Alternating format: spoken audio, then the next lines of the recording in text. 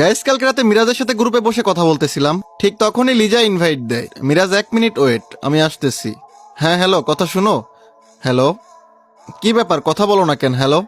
তো গাইসে গ্রুপে এড দিয়ে কিছুই বলতেছিল না, আবার হঠাৎ করে অফলাইন চলে যায়। কি ব্যাপার, কথা বলো না কেন? বলো, কি বলবা? আরে তুমি কালকে আমাকে নিয়ে যে ভিডিও বানাইলা, ওই ভিডিওতে সাবস্ক্রাইবাররা তোমাকে কমেন্ট করতেছে যে আমি তোমার গার্লফ্রেন্ড নাকি। ও আচ্ছা, এই কথা। 1 সেকেন্ড, আর কোনো সাবস্ক্রাইবার এমন কমেন্ট করবে না। কি ব্যাপার, তুমি আমাকে কিক কেন মারলা? আমার ইচ্ছা হয়েছে তাই মারছি, কোনো সমস্যা? দেখ হাসিব, ভালো করে কথা বল। আমার বয়ফ্রেন্ডকে বললে তোর অবস্থা খারাপ করে দিবে।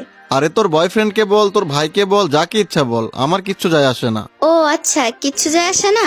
আচ্ছা দেখ এবার কি করি। ঠিক আছে, চল দেখি কি করতে পারিস। আচ্ছা ঠিক আছে, আমার গ্রুপে আয়। এই হাসিব কিক মারছে।